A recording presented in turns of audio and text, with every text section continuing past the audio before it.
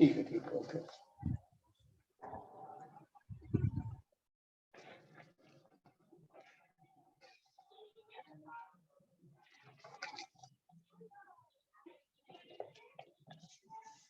मोक्ष, पहले मंगलाचरण करेंगे।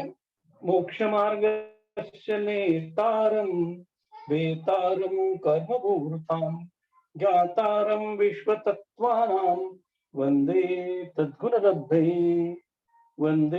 तद्गुणलब्धये।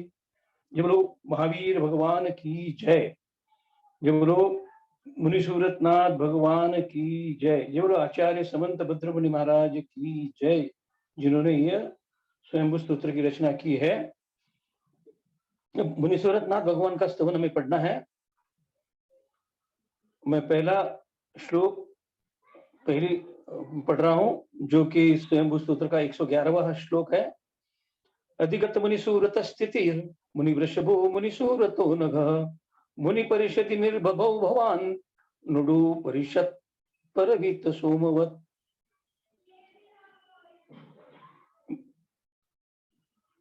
निविजन जी भाई साहब, आप इसका अर्थ बताइए। क्या निविजन जी भाई साहब? शायद अंकल ज्वाइन नहीं किए, तब तक मैं बता देती हूँ। हाँ हाँ, वो अभी तक आए नहीं है। एक बार आप ये श्लोक का उच्चारण करवा दीजिए ना सबको। अधिगत मुनिसूरत स्थिति, बोलेंगे सब लोग। अधिगत मुनिसूरत स्थिति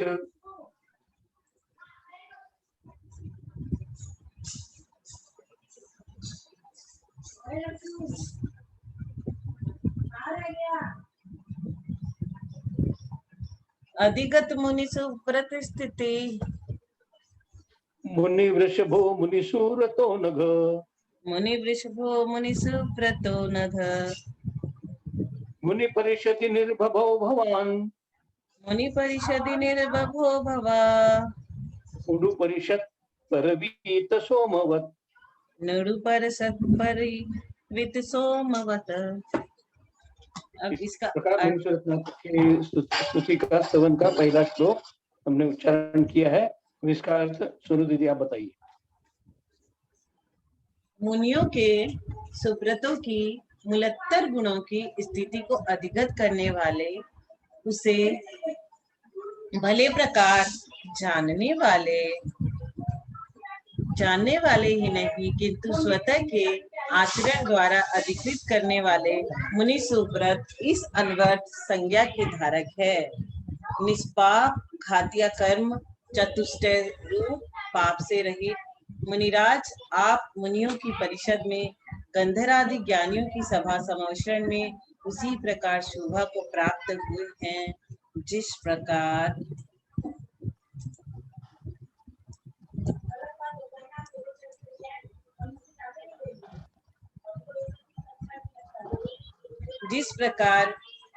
नक्षत्रों के समूह से परिवेष्टित चंद्रमा शोभा को प्राप्त होता है। मतलब चंद्रमा एक होता है और नक्षत्र बहुत सारे होते हैं। नक्षत्र चंद्रमा के चारों ओर बहुत सारे दिखाई देते हैं। तो वो नक्षत्र, जिस प्रकार नक्षत्रों के समूह से परिवेष्टित चंद्रमा बहुत सुंदर दिखाई देता है, वैसे ही हमारे मुनि सुब्रतनाथ गंधर्वादि ज्ञानियों की सभा में शोभा को शोभायमान दिखाई देते हैं। क्योंकि जब समवसरण खिलता है तो गंधर्व देवता रहते हैं, गंधर्व देवता अपनी वाणी खिलाते हैं और सबको समझ में आता है। और भगवान लघु भाषा और दीर्घ भाषा में अपना देशना देते हैं।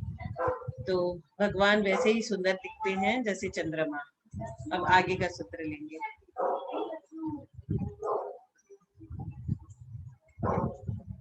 हाँ अंकल।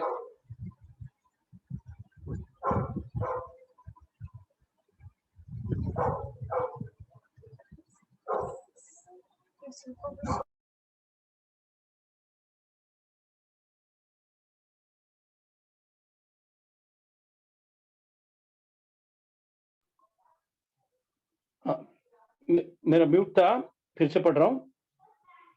परिणत शिखी कंठ रागया कृतमद निग्रह विग्रह भया तव जिन तपसः प्रसूतया गृह परिवेश रुचेव शोभितम। अब मैं एक एक लाइन का उच्चारण करूंगा, आप इसको रिपीट करिए। परिणत शिखी कंठरा गया, बोलेंगे। परिणत शिखी कंठ रा गया। कल्पना जी आप भी बोलिए, कल्पना दीदी। सारे लोग बोलेंगे। कृतमद निग्रह विग्रह भया, कृतमद निग्रह विग्रह भया।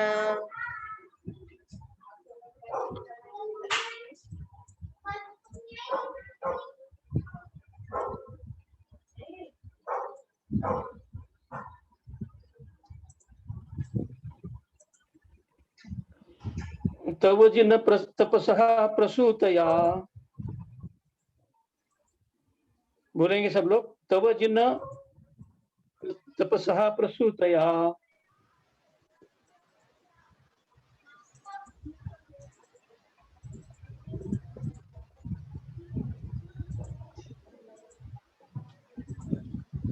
ट्रिपल नहीं,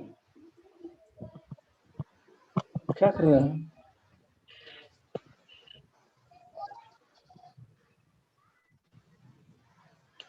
क्या बात है, लोग बोल रहे नहीं? कोई बात नहीं, मैं 2 नंबर का ये मतलब समझा देती हूँ कि क्या इसका मतलब है। मद मदन अथवा अहंकार। मद मतलब अहंकार, अहंकार के निग्रह कारक, निरोध सूचक, शरीर के धारक। मतलब उन्होंने अहंकार को, मद को जीत लिया है, ऐसे हमारे प्रभु है।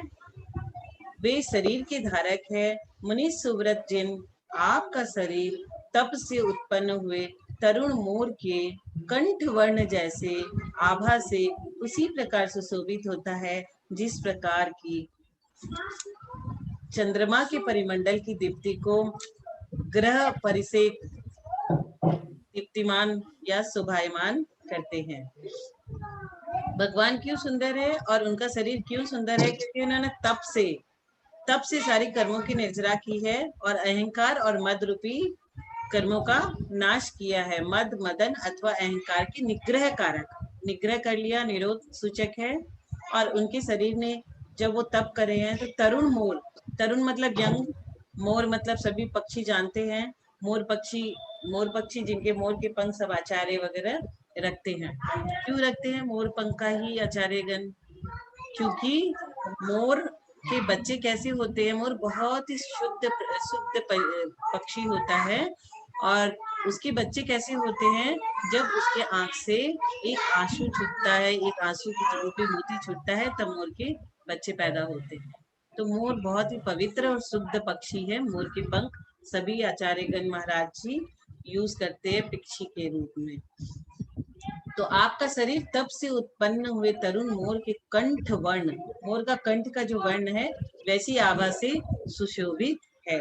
ये भगवान की भक्ति करते हुए मुनि श्रुवतनाथ के लिए कह रहे हैं। अब आगे का शशिरुचि शुचि शुक्ल लोहितम सुरभितरम विरजो निजम वपुः तव शिवमति विस्मयं यते यद्यपि च वांग मनसी यमीहितम। सब लोग उच्चारण करेंगे, मैं एक एक लाइन बोल रहा हूँ। शशिरुचि शुचि शुक्ल लोहितम, शशिरुचि शुचि शुक्ल लोहितम सुरभितरम विरजो निजम वपुः सुरभितरम विरजो निजम वपुः तव शिवमति विस्मयं यते तव शिवमति विस्मयं यते यद्यपि च वांग मनसी यमीहितम। तदपि च वांग मनसि यमीहितम्। हे यतिराज, आपका अपना शरीर चंद्रमा की दीप्ति के समान निर्मल शुक्ल रुधिर से युक्त, भगवान की श्वेत रक्त होता है, लाल रक्त नहीं होता, अति सुगंधित रज रहित शिव स्वरूप, स्व पर कल्याण में तथा अति आश्चर्य को लिए हुए रहा है। और आपके वचन तथा मन की जो प्रवृत्ति हुई है वह भी शिव स्वरूप तथा अति आश्चर्य के लिए हुई है। भगवान की तुलना यहाँ चंद्रमा से की गई है तीनों सूत्रों की। अब आगे स्थिति जन निरोध लक्षणम चरम च जगत प्रतीक्षणम इति जिन सकल लांछनम वचनमिदं वदतां वरस्यते। अब एक लाइन। स्थिति जनन निरोध लक्षणम स्थिति जनन निरोध लक्षणम चरम च जगत प्रतीक्षणम चरम च जगत प्रतीक्षणम इति जिन सकल लांछनम इति जिन सकल लांछनम वचनमिदं वदतां वरस्यते। वचनमिदं वदतां वरस्यते। हे मुनि सुव्रत जिन आप वदतांबरम है, प्रवक्ताओं में श्रेष्ठ है। आपका यह वचन कि चर और अचर, जंगम स्थावर, जगत प्रतिक्षण स्थित जनन निरोध लक्षण को लिए हुए है। प्रत्येक समय में द्रव्य, उत्पाद और व्यय स्वरूप है। सर्वज्ञता का चिन्ह, आप सर्वज्ञता का चिन्ह है। संसार भर के जड़, चेतन, सूक्ष्म, स्थूल और मूर्त अमूर्त सभी पदार्थों में, जो सूक्ष्म है, स्थूल है, जड़ है, चेतन है, सभी प्रकार के पदार्थों में प्रति क्षण उत्पाद, व्यय और द्रव्य को एक साथ लक्षित करना सर्वज्ञता के बिना नहीं बन सकता। हम लोग भगवान की भक्ति ऐसे ही करते ना, वीतराग सर्वज्ञ हितंकर, तो सर्वज्ञ है भगवान। और इसीलिए आपके इस परम अनुभूत वचन से स्पष्ट सूचित होता है कि आप सर्वज्ञ है। मतलब हे भगवान, आप सर्वज्ञ है। मुनि श्रुवतनाथ, आप सर्व जगह है। कुशल परिणाम। अब अगले सूत्र लेंगे। दुरितमल कलंकमष्टकम निरुपम योग बलेन निर्दहन अभवत भव सौख्यवान भवान भवतु ममापि भवोपशान्तये। अब एक एक लाइन बोलेंगे। दुरितमल कलंकमष्टकम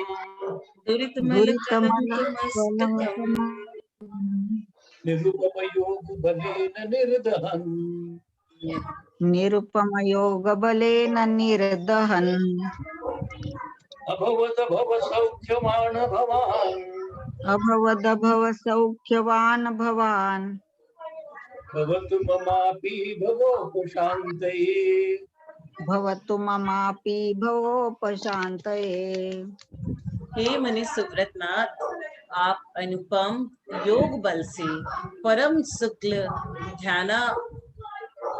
ध्यान, भगवान का तो शुक्ल ध्यान होता है, परम शुक्ल ध्यानाग्नि के तेज से, ध्यान अग्नि के तेज से, मतलब ऐसा शुक्ल ध्यान करते हैं कि उनका जो तेज होता है, उन्होंने 8 पाप मल रूप कलंकों को किसको नाश कर दिया?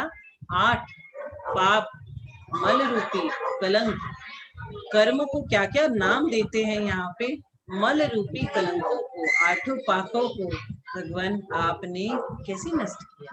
ज्ञान से नहीं, ध्यान से, शुक्ल ध्यान से सारे कर्मों को नष्ट कर दिया। जीवात्मा के वास्तविक स्वरूपों को आच्छादन करने वाला ज्ञानावरण, दर्शनावरण, मोहिनी, अंतराय, वेदनीय, नाम, गोत्र, आयु, नाम के 8 कर्म मलों, कर्म रूपी मल कितना मलिन होता है, कर्म रूपी मलों को भस्मीभूत करते हुए संसार में न पाए जाने वाले सौख्य को, जो सुख संसार में नहीं है वैसे सुख जो सिर्फ सिद्धालय में है, उसको आपने परम अतीन्द्रिय मोक्ष सौख्य को प्राप्त कर लिया है। आप मेरी मुक्त स्तुता की, हमारी भी संसार शांति के लिए निमित्त भूत हुए। भगवान से हम ऐसी प्रार्थना करते हैं कि हे भगवान मुनि सुव्रतनाथ भगवान, आपने जिस तरह से 8 कर्म रूपी मलों का नाश कर दिया है शुक्ल ध्यान रूपी अग्नि से, वैसे हम भी कर पाए, उसके आप निमित्त बनो। करना तो हमें ही होगा, भगवान सिर्फ निमित्त बन सकते हैं ताकि हम वैसा कर सकें। तो हे भगवान, आप निमित्त भूत हुए और आपके आदर्श के सामने रखकर मैं भी योग बल से 8 कर्मलों को दग्ध करके अतीन्द्रिय परम सौख्य को प्राप्त करूं, ऐसी मेरी भावना अथवा आत्म प्रार्थना है आपसे। ये अंतिम श्लोक में मुनि सुब्रत नाथ से हम यह प्रार्थना करते हैं कि हम भी उस लायक बन सकें। आगे अब जय बोलिए नबी जी मुनि नाथ सुब्रत नाथ भगवान की की जय। जय। अब नमीनाथ, जय बोलिए नमीनाथ भगवान की जय। जय। पढ़ू दीदी? हाँ आंटी आप पढ़िए ना नवीनाथ भगवान का। जी। स्तुति स्तोतु साधो कुशल परिणामाय सतदा भवेन्मा वा स्तुत्यः फलमपि ततस्तस्य च सतः किमेवं स्वाधीन्या जगति सुलभे श्राय सुपथे तूया नत्वा विद्वांसकमपि पूज्यं नमिजिनम्। स्तुति के समय एक बार और पढ़ें। स्तुति पढ़िए के दीदी। समय स्तुति चाहे मौजूद हो या न हो और फल की प्राप्ति भी चाहे सीधी उसके द्वारा होती हो या न होती हो, परंतु साधु स्तोता की विवेक के साथ भक्ति भाव पूर्वक स्तुति करने वालों की स्तुति कुशल परिणाम की पुण्य प्रसादक परिणामों की कारण जरूर है, और वह कुशल परिणाम अथवा तजन्य पुण्य विशेष श्रेय फल का दाता है। जब जगत में इस तरह स्वाधीनता से श्रेय मार्ग लभ है, स्वयं प्रस्तुत की गई स्तुति के द्वारा प्राप्त है, तभी सर्वदा अभिपूज्य नमी जिन ऐसा कौन विद्वान प्रेक्षा पूर्वकारी अथवा विवेकी जन है जो आपकी स्तुति न करे, अर्थात करे ही करे और करते रहे। आगे नमीनाथ भगवान का दूसरा श्लोक पढ़ रही हूँ। त्वया धीमन ब्रह्म प्रणिधि मनसा जन्मनिगलम समूलम निर्विघ्नं त्वमसि विदुषा मोक्ष पदवी त्वयि ज्ञान ज्योतिर्विभव किरणैर्भाति भगवन् न भुवन खद्योता इव शुचिरवावन्यमतयः। हे बुद्धि रिद्धि संपन्न भगवान, भगवान को क्या बोल रहे हैं? बुद्धि और रिद्धि संपन्न, क्योंकि वे सभी रिद्धियों के धारक मुनि रहते हैं। जब उनको केवल ज्ञान होने के, जब वो अपना सिद्धालय में जाने के पहले उनको रिद्धि प्राप्त हो जाती है, तो उनको बोले हे बुद्धि, हे रिद्धि, हे बुद्धि एवं रिद्धि संपन्न भगवान, आपने भगवान के गुणों की हम लोग उजागर कर करके उनकी भक्ति करते हैं। इसलिए भक्ति नहीं करते क्योंकि वो भगवान है, बल्कि इसलिए करते हैं वो बुद्धिमान है, वो रिद्धि की धारी है, उन्हें कर्मों का नष्ट किया है, शुक्ल ध्यान रूपी अग्नि को पैदा किया है। यहाँ क्या बोल रहे हैं? बुद्धि एवं रिद्धि संपन्न भगवान, आपने परमात्मा शुद्धात्म स्वरूप में चित्त को एकाग्र करके, कैसे किया उन्होंने? चित्त को एकाग्र। हमारा चित्त बहुत इधर उधर भागता है, हम कुछ भी ध्यान लगाते हैं ना, तो हमें ऐसी ऐसी बातें याद आती है कि वो कभी हमें नॉर्मल लाइफ में नहीं आती कि मेरी ये चीज यहाँ रखी हुई है, भूली उली हर चीज उस समय हमें मिल जाती है, इतना ध्यान भटकता है। लेकिन भगवान जब ध्यान करते हैं तो चित्त को एकाग्र करके पुनः जन्म के बंधन को उसके मूल कारण सहित नष्ट किया। भगवान ने क्या नष्ट किया? जन्म को, अब कभी जन्मेंगे नहीं वो, मूल सहित नष्ट किया है। अतः एवं आप विद्वान जनों के लिए मोक्ष मार्ग अथवा मोक्ष स्थान है। आपको प्राप्त होकर विवेकी जन अपना मोक्ष साधना करने में समर्थ होते हैं। आप में विभव समर्थ किरणों के साथ केवल ज्ञान ज्योतिषी के प्रकाशित होने पर अन्यमति एकांतवादी जन उसी प्रकार हतप्रभ हुए हैं जिस प्रकार की निर्मल सूर्य के सामने खगोल जुगनू होते हैं। श्लोक नंबर 3 यानी 118 चल रहा है और नमीनाथ भगवान का तीसरा श्लोक। विधेयं वार्यं चानुभयम् उभयं मिश्रमपि तत् विशेष हि प्रत्येकं नियम विषयैश्चा परिमितैः सदान्योन्यापेक्षैः सकल भुवन ज्येष्ठ गुरुना त्वया गीतं तत्त्वं बहुनय विवक्षेतरवशात्। अर्थ पढ़िए दीदी।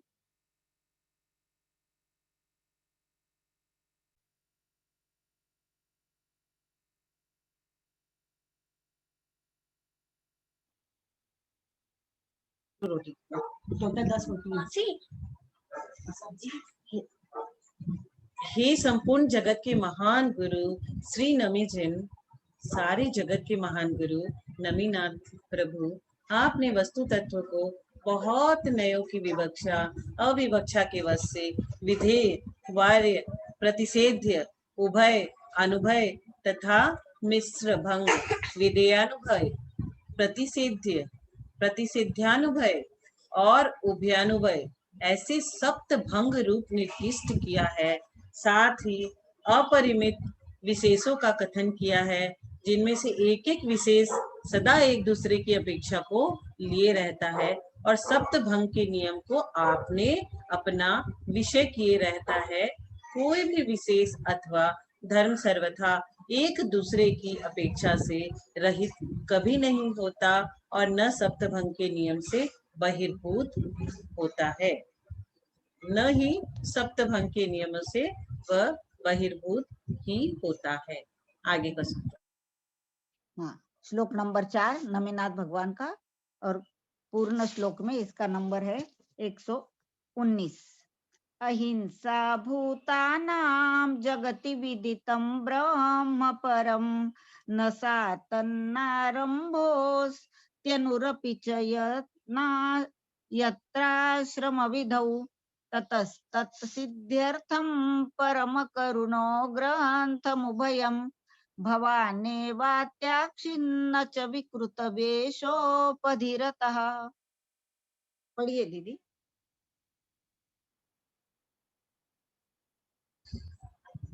प्राणियों की अहिंसा जगत में परम ब्रह्म अत्युच्च कोटि की आत्मचर्या जानी गई है, और वह अहिंसा उस आश्रम विधि में नहीं बनती जिस आश्रम विधि में अणु मात्र थोड़ा सा भी आरंभ होता है।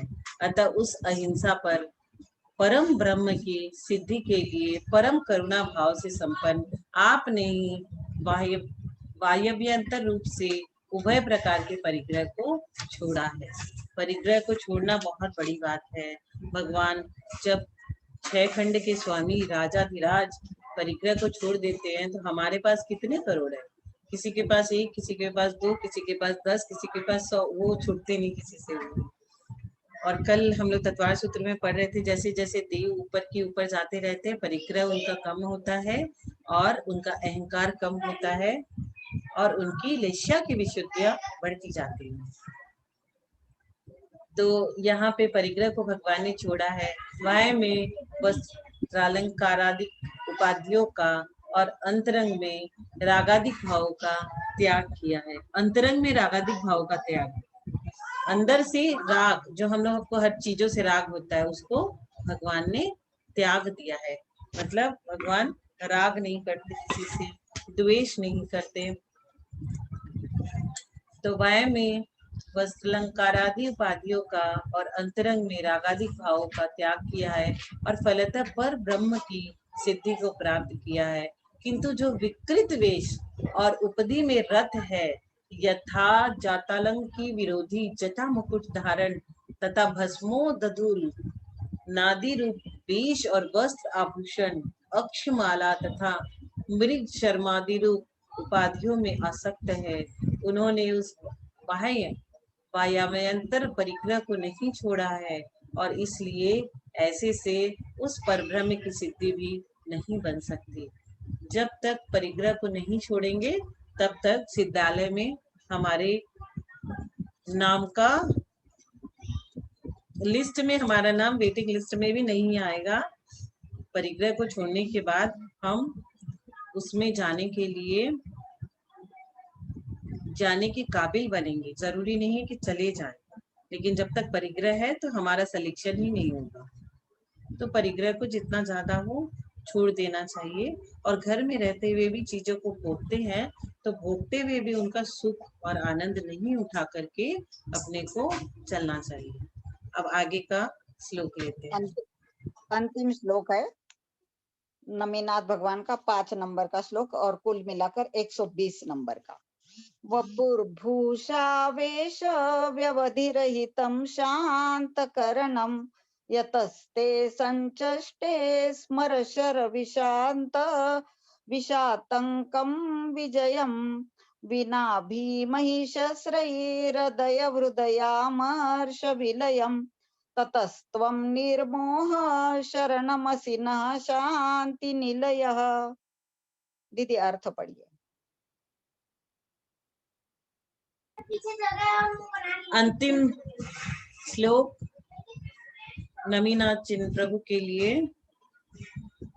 हे नमी चिन्ह, आभूषण वेश तथा व्यवधान वस्त्र प्रावधान से रहित और इंद्रियों की शांतता को अपने अपने विषयों से वांछा की निवृत्ति को लिए हुए आपका नग्न दिगंबर शरीर, क्योंकि यह बतलाता है कि आपने कामदेव के बाणों के विष से होने वाली चित्त की पीड़ा अथवा अप्रतिकार व्याधि को जीत लिया है और बिना भयंकर शास्त्रों के ही शास्त्र बिना उठाए निर्दय हृदय क्रोध का विनाश किया है।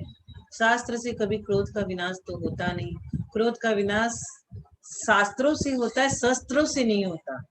कोई शस्त्र उठा लेता है तो उससे कुछ भी नहीं होता है। शास्त्र उठाते हैं तो उससे क्रोध, मान, माया, लोभ सब शास्त्रों का ज्ञान होने से क्रमशः घट घट के संज्वलन में आ जाती है। तो भगवान ने सबका विनाश किया है और इसलिए आप निर्मोह है और शांति सुख के स्थान है। अतः हमारे शरण्य है। हम भी निर्मोह होना चाहते हैं और शांति सुख को प्राप्त करना चाहते हैं, इसीलिए हमने आपकी शरण ली है।